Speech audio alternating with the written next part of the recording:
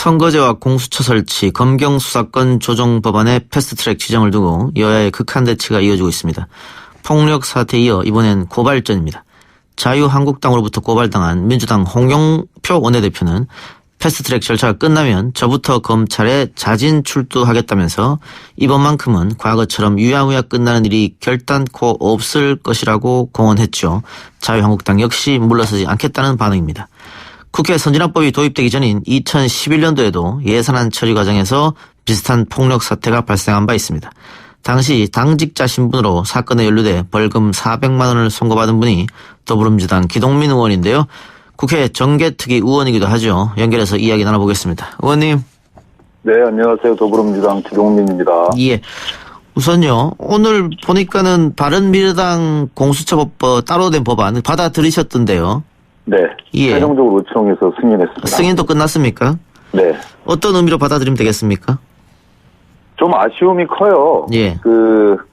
20년 동안 논의되었던 공수처, 제한적 기소권으로 이제 여야 사당이 합의를 한 것인데, 예. 그 제한적 기소권마저도 이게 과연 공수처의 이 본질적인 원래의 의미를 잘 새기고 있는 것인가에 대한 회의와 비판들이 많이 있었던 것이 사실인데, 예. 이 사당 합의 정신을 또 깨고 바른미래당이 당내 사정을 이유로 해서 또 다른 안을 내서 선택을 강요했어요. 예. 고민이 좀 많았고요. 그렇지만 결국은 처음부터 완벽한 법안은 없는 거 아니냐. 그리고 예. 또 이것이 그냥 공수처 하나만의 문제가 아니라 예. 이후에 여러 가지 상황과 같이 연계되어 있기 때문에 대단히 좀 아쉽고 좀 이렇게 모자란 부분이 많긴 하지만 이런 정도로 출발하는 것도 의미가 있겠다 싶어서 예. 좀 이렇게 정말 아픈 마음을 뒤로 한 채 지금 이렇게 의총에서 예. 총론적으로 수인했습니다. 아쉽기는 하지만 패스트트랙에 공수처 법안만 있는 건 아니니까 네, 일단 가겠다 이 말씀인 것 같고요. 네네. 그러면 이 이후의 타임라인은 어떻게 되는 겁니까? 오늘 안으로 처리를 하기 위해서 최선을 다할 거고요. 예. 그러니까 사법개혁특위, 정치개혁특위를 소집을 해서 예. 오늘 최대한 노력을 해서 통과를 시키고요. 예. 그리고 이제 이 최장 330일 걸린다고 하는데 예. 이렇게 되어지면 뭐 당분간 냉각기나 경적 국면이 불가피할 텐데 예. 일정한 시간이 지나면 우리가 이제 패스트트랙을 도입한 취지가 예. 논의를 봉쇄하자는 것이 아니라 네. 논의를 좀 진전시켜내기 위한 그런 소재로서 패스트트랙을 잘 활용하자 이런 것을 얘기를 했고 이 합의가 끝나자마자 바로 자유한국당과 정치 협상들을 좀 진행하자 이런 걸 합의문에 담았기 때문에 저는 조금만의 냉각기를 갖고 자유한국당과도 이런 안들에 대해서 같이 토론해야 되는 이런 절차가 남아있다고 예. 생각합니다. 그런데 바른미래당 당내 사항이 또 여의치 않으면 어떻게 되는 겁니까? 대체적인 의원들의 분위기는 이번이 마지막 중재안으로 생각하겠다. 그러니까 마지막 바른미래당을 추스를 수 있는 자구안을 가져왔는데 예. 이제 더 이상 협상은 불가능한 거 아니냐. 예. 이런 내부의 분위기가 대단히 지배적이고요. 몇몇 의원들 같은 경우는 대단히 격앙된 분위기였습니다. 그런데 지금 어쨌든 격앙된 분위기도 그렇고 민주당으로서는 반드시 이번 기회에 패스트트랙에 태우겠다 이런 목표를 갖고 있는데 네. 그리고 폭력 사태도 있었고요. 네. 그런데 이게 만약에 좌절되면은 네. 그러면은 이 국회 주도권이랄까요? 자유한국당에 넘어가는 거 아니겠습니까? 저는 하나의 상황을 가정해서 얘기할 수 없다고 보여지고요. 지금은 여야 사당이 합의했던 공수처 법안, 정치개혁 법안, 선거구제 법안, 그리고 검경 수사권 조정, 형사소송법 문제 이런 부분들을 하여튼 최대한 합의한 원안에 가깝게 처리를 하는 것이 최우선이라고 생각하고요. 예. 그 이후의 과정은 또 그 이후의 상황들을 보면서 대처하는 게 맞다고 생각합니다. 알겠습니다. 국회 선진화법이 만들어진 게 2012년도인데요. 총선 직전으로 제가 기억하는데 그 만든 이유가 더 이상 국회에서 물리적으로 폭력 일으키고 날치기 하고 이런 거 막아보자는 걸로 만들어졌지 않습니까? 네, 그렇습니다. 그런데 다시 이런 일이 벌어졌단 말이죠. 예. 이게 당시 자유한국당이 전신 정당이 만든 법인데 네. 자유한국당이 왜 이렇게까지 강경하게 나간다고 보십니까? 제가 생각했을 때는 고립을 두려워하는 것 같아요. 예. 그러니까 5개 정당 내에서 4개 정당이 연합해서 일을 추진하는 것에 대한 왕따가 되는 것, 정치권의 정치적 왕따가 되는 것에 대한 예. 극도의 어떤 불안감의 표현 아닌가 이런 생각도 들기도 하고요. 예. 또 이렇게 한편으로는 황교안 그 대표가 당권을 잡고 일정하게 흐름들을 붙여나가는 과정에서 나경원 원내대표 같은 경우 일정한 경쟁 심리가 발동된 것 같습니다. 그래서 원내대표 연설에서 뭐 입에 담지 못할 얘기들도 하고 그런 부분이 또 극우의 아이콘으로 떠오르기도 하고 예. 이러면서 이 좀 일정한 재미를 보는 거 아니냐. 그래서 이렇게 당내에 대권 이 조기 경쟁들이 점화된 것 같은 그런 느낌들을 가져요. 그래서 이 두 분들의 어떤 그 큰 욕심 이런 부분들 때문에 의원들, 당직자, 보좌진 이런 분들이 엄청난 피해를 보고 있는 이런 상황인 것 같은데요.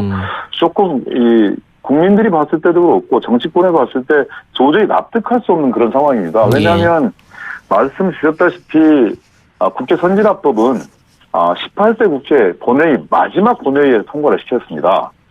그러니까 총선이 끝나고 나서 거의 일하지 않는다고 생각했을 때 이제 더 이상 이 폭력국회, 동물국회라는 오명은 뒤집어 쓰지 말자. 그렇게 해서 엄청난 이 처벌 조항들을 집어넣어서 지금까지 왔던 거거든요. 그래서 사실은 이 처벌이 아주 무거워서 전혀 사회를 진행하는 상임위원장에 옷깃 하나 시키지 못했던 그런 과정입니다. 예. 근데 그거를 세상에 이렇게 이 폭력적으로 막아서리라고는 상상도 못한 것이죠. 예. 그래서 도저히 납득할 수가 없습니다. 지금 상황은. 예. 일각에서는 선거제도 변화가 있었을 때 자유한국당이 굉장히 손해를 보기 때문에 그렇다라는 분석도 있던데 동의하십니까? 거대 양당이 지금껏 누려왔던 거대 정당으로서의 기득권 이런 부분들이 일정 부분 훼손될 수 있습니다. 더불어민주당도 마찬가지고요. 예. 그다음 자유한국당도 마찬가지고요. 그러니까 국민들이 주었던 표 이상으로 이 선거구제의 문제 때문에 상당히 이 소수 득표로 다수의 어떤 이 권력을 획득했던 이런 거대 정당들의 이점들이 조금은 사라질 수 있는 그런 위험성들이 있는 거죠. 그 사람들 입장에서 봤을 때는. 예. 그렇기 때문에 지금 의석에서 후퇴하거나 정치할 수도 있는 이런 상황을 받아들이기 힘들었던 그런 가능성도 유추해 볼 수 있습니다. 예. 의원님, 과거 국회 선진화법 도입되기 전에 민주당 네. 당직자 신분으로 예산안 처리 과정에서 폭력 사태에 연루돼서 벌금 400만 원 선고받은 전적 있으시죠? 네, 그렇습니다. 지난 총선 때 이 400만 원도 오픈해야 되는 겁니까? 예. 공보에 빨간 줄 그대로 올라가고요. 그럼 소위 말하면 전과자가 되신 거네요? 예, 전과자가 되어 있습니다. 그래가지고, 공무집행 방해로 400만 원 벌금형. 예. 그 다음에 소명하게 돼 있어요. 예. 2011년도 이명박 정부의 예산안 날치기를 저지하는 과정에서 생겨난 일이다. 이렇게 예. 사유를 추가하게 되어 있는데요. 근데, 세상에, 후보 토론을 진행을 하는데, 우리 당에서 탈당해서 나가셔가지고 다른 공당의 후보가 되신 분이 저에게 국회 폭력범이라고 그러셨답니다. 그러니까. 그게 예. 나중에 되면 이유는 없어지고 기록만 남으니까 아마 그런 거 같은데. 기록만 남는 겁니다. 그렇죠. 예. 기록만 남는 건데. 예. 그때 당시에는 선진화법이 없었기 때문에 공무집행 방해로 해서 기소되어서 재판을 받은 예. 400만 원이 나온 건데요. 예. 지금은 이제 선진화법에서 명시를 해놨거든요. 예. 그래서 제가 보기에는 연루된 의원들, 고발된 당직자들, 보좌관들 거의 최소 500만 원 이상의 예. 이 높은 형을 받을 수밖에 없을 텐데 그렇게 되면 출마 자체가 봉쇄가 되고요. 예. 의원들 같은 경우에는. 그래서 보좌관이나 당직자들 같은 경우는 아예 공무단임권이 제한이 되어서 국회에서 일을 할 수가 없습니다. 예, 그래서 제가 이제 질문을 한번 드려봤는데요. 네. 어쨌든 지금 국회 선진화법에 명백하게 행위를 방해하면은 어떻게 된다라고 명시돼 있으니까. 예, 근데 그렇습니다. 국회의원들은 본인들의 선택에 의해서 한 행동이기 때문에 차치하더라도 네. 이 보좌관들이나 당직자들은 조금 억울할 수 있는 거 아니겠습니까? 억울할 수 있죠. 예. 억울하다고 생각하면 그리고 부당한 짓이라고 생각하면 거기에 대해 저항할 수 있어야죠. 근데 그분들 하는 거 보니까 별로 억울할 것도 없다는 생각을 하는 게 이 점을 알고도 그냥 진행을 하는 것 같아요. 예. 예를 들어서 적어도 이 적장에 대한 예의는 있어야 되는 것인데 예. 이해찬 당대표 뭐라고 이제 이 정치개혁 특위에 올라가셔서 이렇게 직접 선두에 서서 얘기를 하시는데 저쪽에서 조용히 하고 반말합니다. 홍영표 원내대표 그 의원과 앞에서 그 대치 상황에서 이제 마지막으로 정리를 하려고 하는데 보좌관이라는 이 자유한국당의 보좌관이라고 얘기하는 사람이 밤길 조심하세요 그러더라고요. 있을 수 있는 일입니까? 근데 사람들에 대한 최소한의 예의가 있어야 되는 것인데, 그 알고도 다 그러는 걸로 봐서, 그분들 개전의 정이 전혀 없어 보이는데요. 네. 그런 보좌진도 있겠습니다만은, 지금 보좌진 익명 게시판인 여의도 옆 대나무숲에는, 보좌진이 의원들의 사도비냐, 이런, 혹시 문제가 되면 의원들이 보호해주지 않는 거 아니냐, 이런 의견들이 올라온다고 해서 제가 한번 여쭤봤거든요. 그래서 처절하게 혼자 이 고독하고 외로운 싸움들을 하셔야 됩니다. 누가 도와주는 사람 없어요. 예전에는 정치적 의리라도 있고 그리고 큰 대의 명분이라도 있었기 때문에 현실 법에 저촉이 될 재판을 받고 있으면 당에서도 신경 써주고 주변에서 많이 챙겨주고 고민을 함께 했지만 지금은 대의도 없고 명분도 없는 이런 싸움에 노출이 되어서 재판에 기소가 되어지면 그야말로 본인은 험난한 길을 가는 겁니다. 나경원 원내대표야 몇 대에 걸쳐서 이 먹고 살 수 있는 재산이 있고 또 혹시 그분 잘못되더라도 변호사 개업하면 끝나는 문제이지만 아니 전문기 앞길이 창창한 보좌진들이 무슨 죄가 있다고 이런 희생양을 만듭니까? 정말 납득할 수 없습니다. 지금 나경원 원내대표는 어쨌든 소위 말해서 쫄지 마라 이런 발언도 했고 또 사보임 관련해서 정부 여당과 또 바른미래당이 먼저 국회법을 위반했기 때문에 문제가 없다 이런 주장인데요. 네. 쫄아야 될 거고요. 왜냐하면 실정법을 정면으로 위반했기 때문에 그것도 집단적으로 알면서도 그렇게 얘기하는 건 자기의 책임을 모면하기 위한 호도책인 거고요.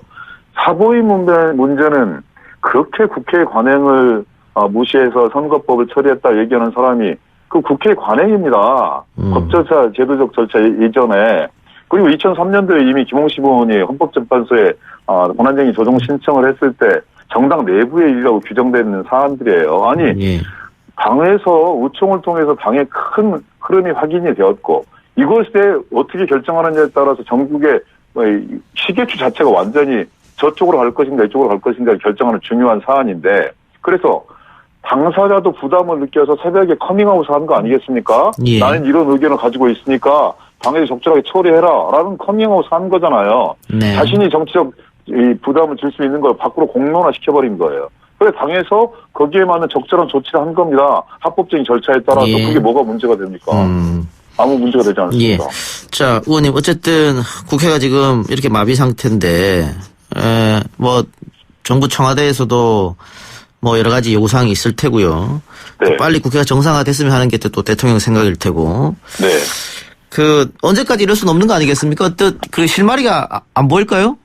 이걸 얼른 처리를 해야죠. 얼른 처리를 해서, 냉각기는 필요하리라고 보여집니다. 다만, 민생경제 문제, 미세먼지 문제, 강원도 산불 문제 등, 추경 민생경제를 해결해야 될 사안들이 많기 때문에, 저는 국민의 요구를 더 이상 정치권이 무시할 수 없다고 생각합니다. 그래서 이, 시간을 패스트트랙으로 인한 어떤 이 전국, 혼란 상황들을 최대한 빠르게 오늘 아니면 아무리 늦어도 내일까지는 정리를 하고 그리고 일정하게 좀 이렇게 냉각기를 갖고 곧바로 민생경제 책임지는 그리고 추경을 심의하는 이런 상황으로 우리 국민들께서 안내해 주실 거라고 생각하고요. 우리 정치권도 거기에 화답해서 생각합니다.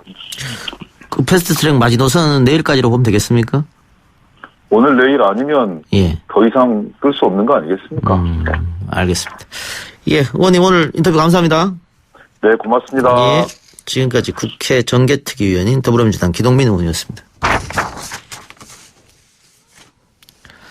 네, 1부 순서 여기서 마치고요. 2부 정치 TMI로 돌아오겠습니다.